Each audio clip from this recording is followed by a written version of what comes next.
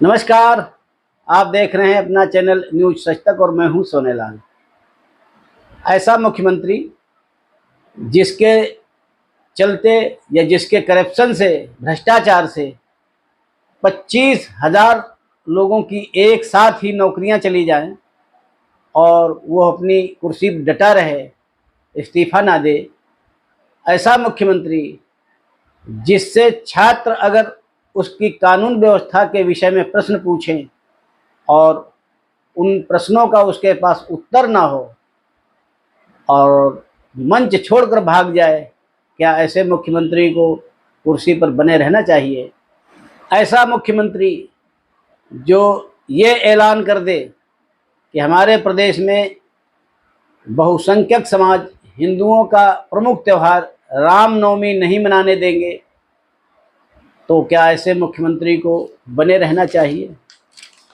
ऐसा मुख्यमंत्री जिसके यहाँ बांग्लादेशी रोहिंग्याओं के आधार कार्ड, पैन कार्ड भारी मात्रा में फर्जी तरीके से बनाए जा रहे हों, क्या ऐसे मुख्यमंत्री को अपनी कुर्सी पर बने रहना चाहिए? ऐसा मुख्यमंत्री जो अपने प्रदेश में दुश्मनों की जो ज़मीन थी उसको वक्फ बोर्ड को दे दे और उसके आसपास की तमाम सारी ज़मीनों को भी वक्फ बोर्ड को कब्जा करने के लिए इजाज़त दे दे, क्या ऐसे मुख्यमंत्री को अपनी कुर्सी पर बने रहना चाहिए? जी हाँ, मैं बात कर रहा हूँ बंगाल की मुख्यमंत्री ममता बनर्जी की। एक एक विषय पर आपसे बात करूँगा। जैसा कि हम सब जानते हैं, आज पूरे देश में रामनवमी का त्यौहार हर्षोल्लास के साथ मनाया जा रहा है और हर जगह की सरकारों ने उसी के अनुसार वहाँ पर अपनी कानून व्यवस्था को बनाए रखने के लिए इंतज़ाम किए हुए हैं और लगभग सब जगह ये कार्यक्रम मना लिया गया है। कहीं कहीं अभी भी इस समय जब मैं ये वीडियो बना रहा हूँ तो कार्यक्रम चल रहे हैं। बंगाल में लगभग 5,000 यात्राएं निकलती हैं रामनवमी के दिन में। वहाँ पर प्रमुख रूप से दो ही त्यौहार मनाए जाते हैं, एक तो दुर्गा पूजा का, उसमें भारी मात्रा में लोग शरीक होते हैं, और दूसरा रामनवमी का। इसमें वहाँ पर जुलूस के रूप में लोग यात्राएं निकालते हैं। तो अब वहाँ की सरकार ने कहा कि नहीं, आप अगर ये यात्राएं निकालेंगे तो यहाँ पर कुछ लोग ऐसे हैं जिनकी भावनाएं आहत होती हैं और वो पत्थरबाजी करने लगते हैं, जिससे प्रदेश की कानून व्यवस्था खराब होती है।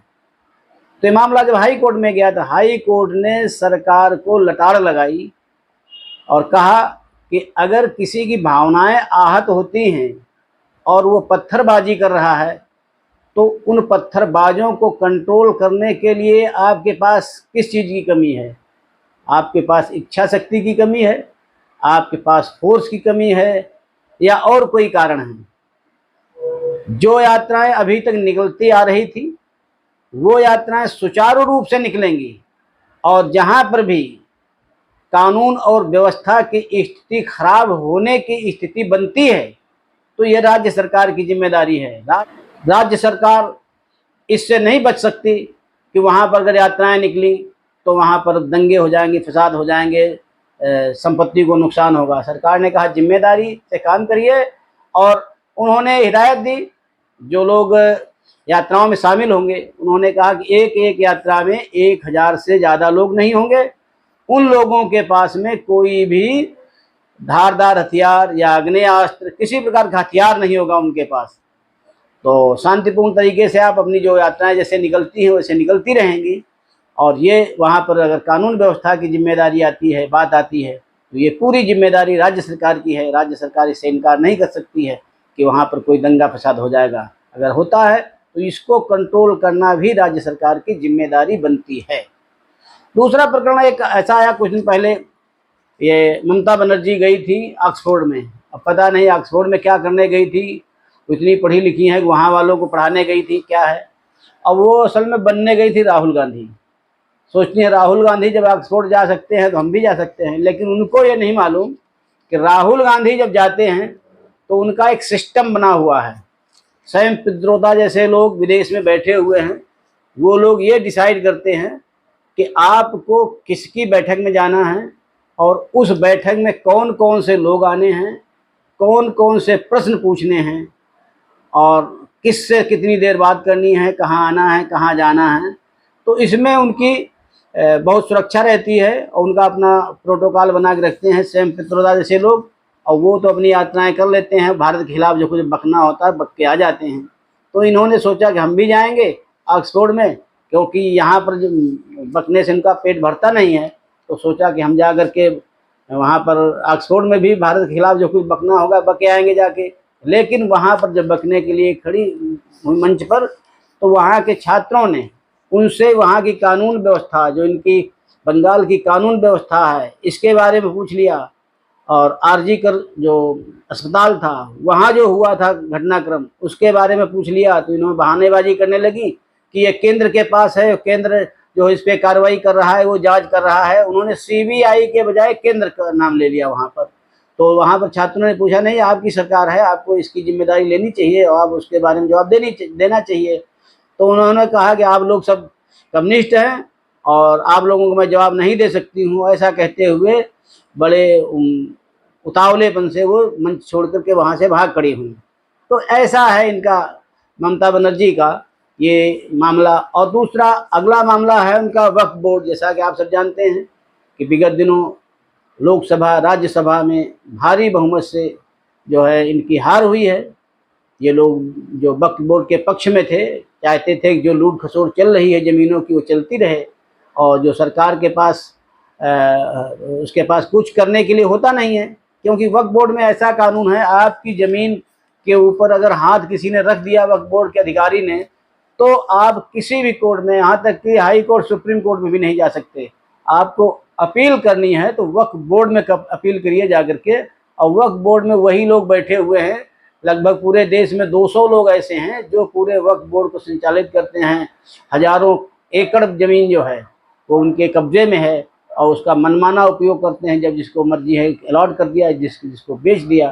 तो इस प्रकार का एक मामला जब वक्फ बोर्ड का है। तो बंगाल में क्या हुआ था कि बंगाल छोड़ करके जो लोग बांग्लादेश गए थे, तो आज़ादी के समय ऐसा हुआ था, जो ज़मीनें छोड़ के गए थे वो शत्रु संपत्ति घोषित कर दी गई थी और उस पर सरकार का अधिकार था।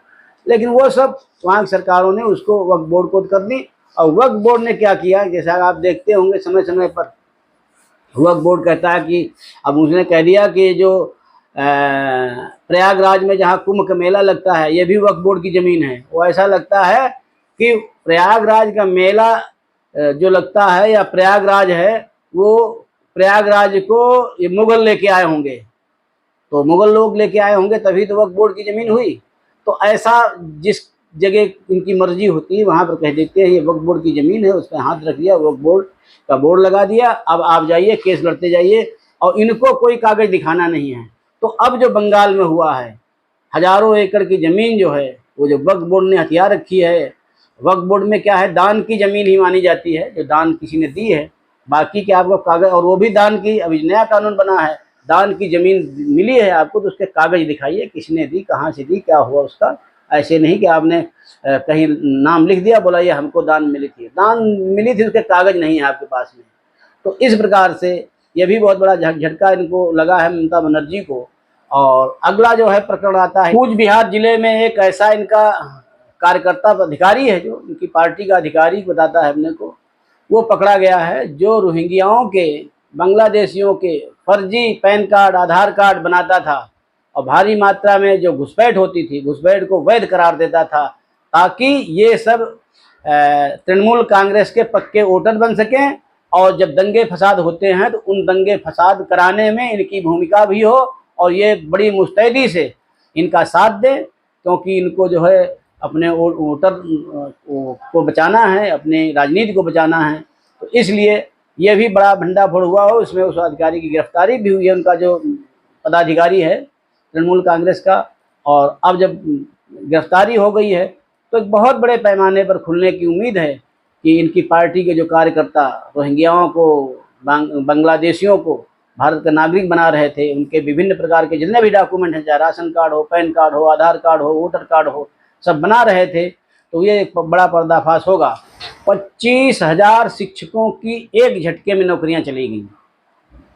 और जब ये जांच की गई तो देखा गया कि 1 नहीं, 2 नहीं, 100 नहीं, 200 नहीं, 1000 नहीं, 2000 नहीं, बहुत बड़ी मात्रा में ऐसे टीचर बन गए जो न तो जिन्होंने फार्म भरा था, न तो कोई उन्होंने टेस्ट दिया था, परीक्षा दी थी, न तो इंटरव्यू हुआ था, न काउंसलिंग हुई थी। बस मंत्री जी के पास गए, बोला मंत्री जी ये 25 लाख रखिए और हमको टीचर की नौकरी दे दीजिए। इनके मंत्री भी पकड़े गए हैं, आपको पता होगा, उनके बाद भी बहुत बड़ी मात्रा में कैश निकला था, तो मंत्री जेल में हैं। तो इस प्रकार से जब ये जांच हुई तो वहाँ पर मामला क्या हुआ कि जो जज साहब जांच कर रहे थे, उन्होंने जो जांच पकड़ी कि ऐसा ऐसा हुआ, इसमें भर्ती में घोटाला हुआ है बहुत बड़ा, तो वहाँ पर इनका जो सिंडिकेट था तृणमूल कांग्रेस का, उसने दूसरी बेंच से इनके खिलाफ फैसला करवा दिया। और उसके बाद में क्या हुआ, जब ये फैसला देते, दूसरा उनके खिलाफ फैसला दे रहा था, तो ये उन्होंने फिर जज साहब ने इस्तीफ़ा दे दिया।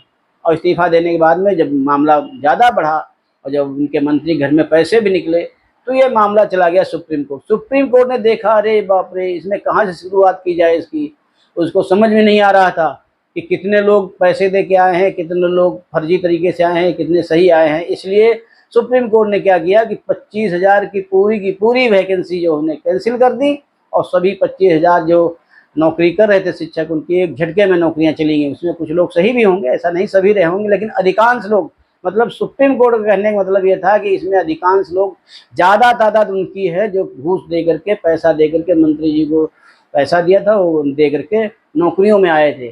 तो इतने बड़े बड़े झटके जिस मुख्यमंत्री को लग रहे हों और वो बेशर्मी से अपनी कुर्सी पर डटा रहे, तो उसको तो फिर भगवान ही मालिक है उसका। तो इस प्रकार से जो ममता बनर्जी हैं, उनका एक तिलिस्म जो बना हुआ था वहाँ पर बंगाल में, धीरे धीरे टूटता नज़र आ रहा है। उनके जो ये उन्होंने वहाँ पर जो भ्रष्टाचार का जाल फैला रखा था, वो धीरे धीरे खुल रहा है, वो परतें खुल रही हैं। और इसके बाद इसमें काफ़ी संभावना है कि अब थोड़े दिनों के बाद इन पर भी आंच आएगी। तो आज के इस विशेष अंक में इतना ही। अगले अंक में फिर किसी अन्य मुद्दे के साथ आपके साथ प्रस्तुत होऊंगा। तब तक आप मेरे चैनल को देखिए, लाइक करिए, शेयर करिए और सब्सक्राइब अवश्य करिए। धन्यवाद।